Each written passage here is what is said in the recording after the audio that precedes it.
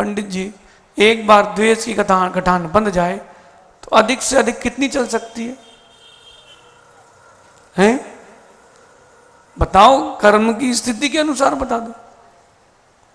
हैं? द्वेष, द्वेष मतलब राग द्वेष किसकी संतान है? मोह की। मोहनी कर्म की उत्कृष्ट स्थिति। चाहे राग हो या द्वेष हो, दोनों भारी पड़ सकते हैं। उन्होंने तो सोचा, क्या सोचा, ये मुनि यहां फिर से आ गए और राजा तो परम मुनि भक्त हैं, अब तो अपन गए, अब क्या करें? हां, वो वरदान वापस लिया जाए। राजन, वो वरदान दीजिए। बोले क्या? बोले आप बहुत दिन से थक चुके हैं, 7 दिन आप अंतःपुर में विश्राम कीजिए, राज्य हम संभालेंगे। क्या? राज्य हम संभाल लेंगे। ठीक है भैया। राज्य मिल गया, पूरा राज्य मिल गया। और उन जहां दिगंबर मुनि उद्यान में थे, उसके चारों तरफ उन्होंने यज्ञ प्रारंभ कर दिया। बकरे, भैंस, ऊंट, मनुष्य आदि जीवों की बलि देना प्रारंभ कर दी और आग को प्रचंड कर दिया कि धुएं से ही वो मर जाए। और बाद में कह देंगे हमें पता ही नहीं था कि यहां मुनि थे। देखो पंडित जी, इसके अंतरंग में द्वेष बुद्धि है। जिसके अंतरंग में द्वेष बुद्धि है, आप उसको कितना ही अच्छा बोलना, वो मानेगा नहीं। राहुल, छोटा सा बच्चा, मां कहती है बेटा ये ज्यादा मत खाओ मीठा, जूजू काटेंगे। क्या कहती मां? जूजू काटेंगे, यानी चुनूना काटेंगे। बुंदेलखंड में कहते हैं ना, जूजू काटेंगे। बच्चा कहता नहीं मुझे खाना है, सो मां कहती बेटा खा। क्या कहती है? खा। और फिर जब जूजू काटते फिर चूचू करते मिलता है फिर वो। ऐसे ही कुछ लोग होते हैं राकेश भैया, ऐसे ही कुछ लोग होते हैं। उनका क्या काम पता? पहले काम बिगड़ जाएगा, अब बाद में पछता के रोएंगे। भैया पहले ही तुमको विचार करना था ना। बिना विचारे जो करे सो पछताए, सो पाछे पछताए। काम बिगाड़े आपनो, जग में होत हंसाए। आगे पूर्व पर का विचार करके तो काम करना चाहिए। अगर देखो सहज सागर जी, और उसकी गलती भी नहीं मानना। जहां में जितनी बुद्धि हो उतनो दे बताए, और बाको बुरा ना मानियो, और कहां से लाए। अब जिसमें जितनी बुद्धि उतनी तो काम कर पाएगा, वो और कहां से लाएगा बुद्धि? बाजार में मिलती क्या बुद्धि? 10 रुपए किलो, 100 रुपए किलो, 500 रुपए किलो मिलती क्या? बुद्धि नहीं मिलती। बुद्धि जागृत करना पड़ती है। सीए साहब, अशोक जी, बुद्धि कहां से मिलती है? हैं? बोल दो। हमको टीचर ने पढ़ाया है, किताब ने पढ़ाया है। वो आपके पास 6 ऑप्शन नहीं होता तो क्या पढ़ते? देखो क्या द्वेष बुद्धि मुनियों के प्रति। आज आपको मालूम चल जाए कि कहीं मुनिराज गिर गए, उनको लग गया है, तो आप पहुंच जाते, महाराज जी कहां लगा, कैसा है, सब ठीक है क्या हो? ये तो नहीं करते ना भेदभाव, कौन से संघ के हैं। विष्णु कुमार मुनि की कथा अकेले कहने से कुछ नहीं होगा। कैलाश दादा, विष्णु कुमार मुनि जैसे भाव भी लाना पड़ेंगे। पंडित जी साहब, आज आपको एक नई बात बता देते हैं। सत्य है, दिगंबर आमना में ही एक नया ग्रुप बन गया है। एक वो दिगंबर मुनियों पर उपसर्ग प्रारंभ हो चुके हैं। गंभीरता से सुनना इस विषय को। बात पुरानी हो चुकी है लेकिन आज बता रहे हैं। दिगंबर मुनियों को ही उन्होंने ग्रुप बनाया है कि एन केन किसी भी प्रकार से अपन उन मुनियों को बदनाम करेंगे। ये दिगंबर परंपरा में ही ये समूह बन चुका है। भैया LIC महेंद्र भैया, बहुत सारे उसमें बुंदेलखंड के भी लोग हैं, बहुत सारे राजस्थान के भी हैं। पंडित जी साहब देख लो भैया, अपने ही खूंटे से सिर फूट रहा है। कहाँ दिगंबर मुनियों की रक्षा की बात होती थी, अब उन्हीं मुनियों के ऊपर उपसर्ग प्रारंभ हो गए हैं।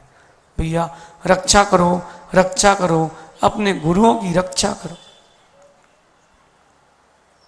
रक्षा करो। 700 मुनियों ने क्या नियम ले लिया, जब तक ये उपसर्ग दूर नहीं होगा तब तक चारों प्रकार के आहार पानी का त्याग। कठिन है। उन्होंने ये नहीं कहा कि भैया ऐसा क्यों और वैसा क्यों, ऐसा क्यों नहीं। उन्होंने कहा नहीं, हम नहीं कहेंगे। अशोक जी, साधुओं से कभी मत पूछना महाराज जी क्या काम है, आप आके देखना कि क्या काम है। साधु नहीं बोलेंगे, आपका विवेक आहार देते ना तो कैसे देते हो, पूछते कि नहीं महाराज जी, समझ में आ जाता कि नहीं ले रहे, कल दिए ना आहार। देखो पंडित जी, ऐसे भाव रहे जीव के तो अच्छा है। आज दीक्षा दिवस है फिर भी क्या मस्त बैठे हैं, बैनर लगाओ कि फोटो लगाओ। हमने पूछा था, बोले नहीं कुछ नहीं। हमने कहा आपका दीक्षा दिवस कब है, बोले हमारा दीक्षा दिवस गुरुदेव ने हमारे सर पर अपना वाम हस्त्र 29 अगस्त को रखा था। उनके कहने से क्या होता है, अपन तो उत्सव मनाएंगे। शैलेश, दीक्षा दिवस है आज, किसका? सहज सागर जी का। सुनो सहज सागर जी, दीक्षा लेकर के मुनियों के प्रति अच्छे भाव नहीं आए तो दीक्षा लेना भी व्यर्थ है। वहां मिथिला नगरी में रात्रि के अंतिम पहर में किनको नाम याद है? हैं? नाम याद है आचार्य परमेष्ठी का? है सार चंद्र। एक जगह श्रुत सागर भी नाम आता है। वो जो आचार्य परमेष्ठी थे, उनको रात्रि में श्रवण नक्षत्र हिलते दिखा। देखो निमित्त ज्ञान कितना कार्यकारी। आपका wifi, WhatsApp, Facebook, internet, Google सब फेल। उन्हें देखा श्रवण नक्षत्र का तारा हिल रहा है। उन्होंने कहा घोर उपसर्ग। रात्रि में क्या कह रहे हैं? मुनि रात को बोलते नहीं है भैया, मूल गुण नहीं है, उत्तर गुण है। कोई कोई कहता कि उत्तर गुण भी नहीं है। भैया मौनम ही साधु लक्षणम। साधु का ना बोलना ही उनकी साधुता है। लेकिन मौन रहते हैं, गूंगे नहीं रहते, उदास नहीं रहते, प्रमुदित रहते हैं। रात्रि में उनके साथ में छुल्लक थे, पुष्पधर नाम के, पूछते हैं गुरुदेव आज तक आपने रात्रि में बोला नहीं, क्या बात हो गई?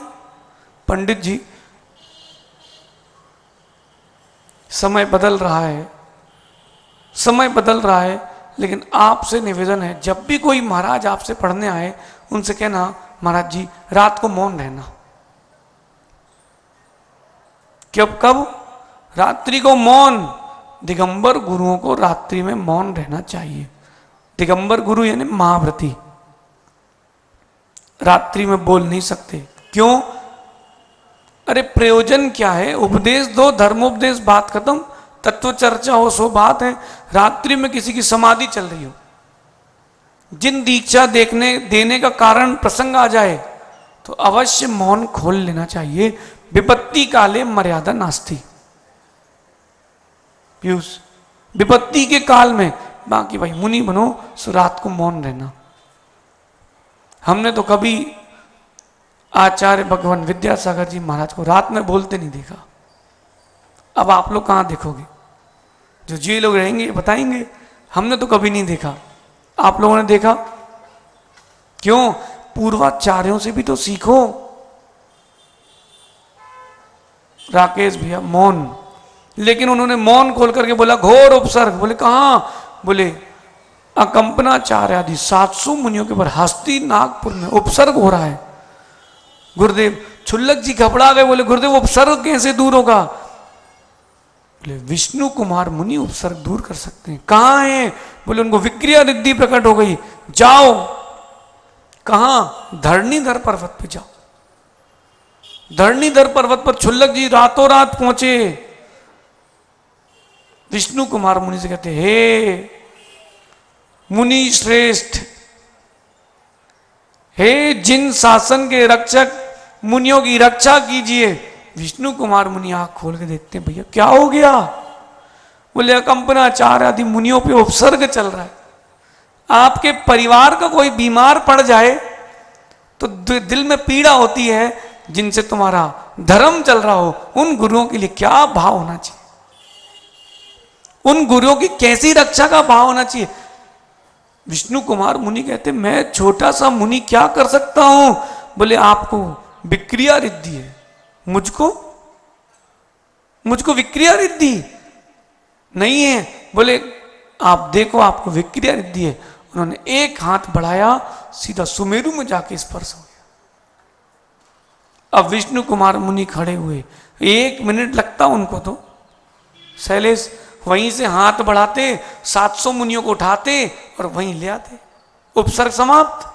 ने कहा नहीं, वो विधर्मी है, उसको शिक्षा देना आवश्यक है। कभी भी ध्यान रखना, क्षमा का भाव अहरनिश अंदर रखना, लेकिन जो विधर्मी हो उसको शिक्षा दे के क्षमा करना, ताकि दोबारा कभी वो दुख किसी और के लिए उपस्थित ना हो। विष्णु कुमार मुनि गए, 52 का रूप लेकर के। 52 अंगुल का बामन आ जाए यज्ञ में तो बड़ा शुभ, बड़ा शुभ। विष्णु कुमार मुनि 52 अंगुल का बामन का शरीर बना करके पंडित जी साहब दीक्षा छोड़ दी। किसने?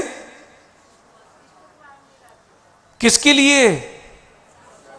मुनियों की रक्षा के लिए उन्होंने अपनी दीक्षा भी छोड़ दी कि फिर से लूंगा दीक्षा, लेकिन जिन धर्म की रक्षा से पीछे नहीं हटूंगा। ये जितने त्यागी वृत्ति, उनसे कहना है आप सामाय कर रहे हो अथवा स्वाध्याय कर रहे हो, कोई भी स्थिति में हो, कोई आ जाए मेरी माँ बीमार है, मेरे पिता बीमार है, सब काम छोड़ देना, पहले संबोधन करने चले आना। एक जीव की रक्षा करना अनंत जीवों की रक्षा करने से, हिंसा करने से कई गुना श्रेष्ठ है, सामायिक करने से भी श्रेष्ठ है। क्या? एक जीव की रक्षा करना। और पंडित जी 100 दीक्षाएं दे लो, 1000 दीक्षाएं दे लो और एक की समाधि कर लो, बराबर पुण्य। एक पुराने मंदिर के जीर्णोद्धार करना प्राचीन, एक पुरानी प्रतिमा का जीर्णोद्धार करना और हजारों दूसरे मंदिर बनवाना, बराबर पुण्य है भैया। अब इसका यह मतलब नहीं कि जीर्ण शीर्ण करो फिर सब बताना पड़ता भैया। ठीक है वैसा, वो आपके मित्र तो आए नहीं जिनको प्रतिमा बनवानी थी भैया, उनसे कहना एक प्राचीन प्रतिमा का रक्षा करना नवीन मंदिरों की स्थापना से कई गुना श्रेष्ठ है, क्योंकि वो हमारा इतिहास है।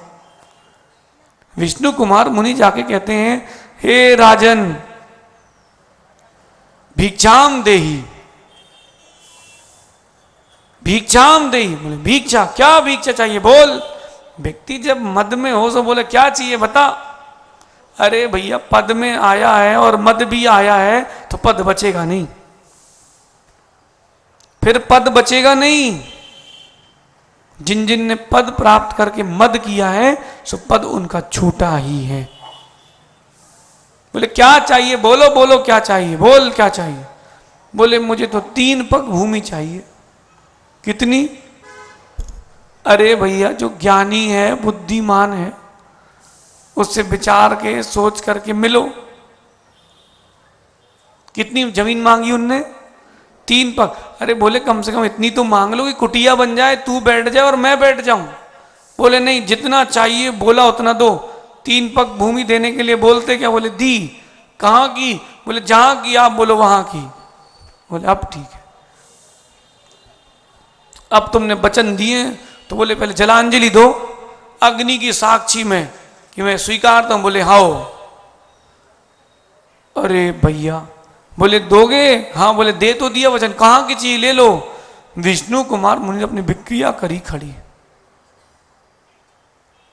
आपको तो वाहन चाहिए। उनके एक कदम में मानुसोत्तर पर्वत और दूसरे कदम तक सुमेरु, पूरा 2.5 दीप बराबर हो गया। पूरा 2.5 दीप में हाहाकार। ये क्या हो गया? क्या हो गया? यहां पर पंडित जी कोई 25 फीट का मनुष्य आ जाए तो पूरा इंदौर बंद हो जाएगा अंदर। बोले दैत्य आ गया, दानव आ गया।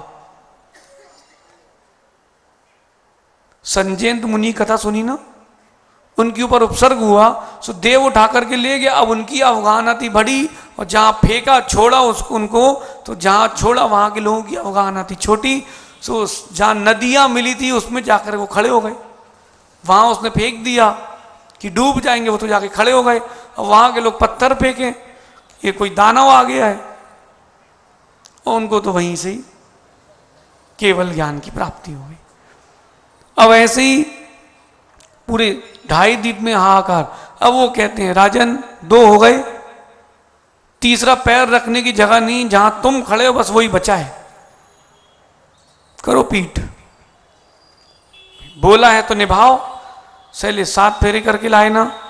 सो क्या कहा था फेरों में तुमने? है मोदी जी ने फेरे में कहा था देवी से, जो मेरी संपत्ति वो सब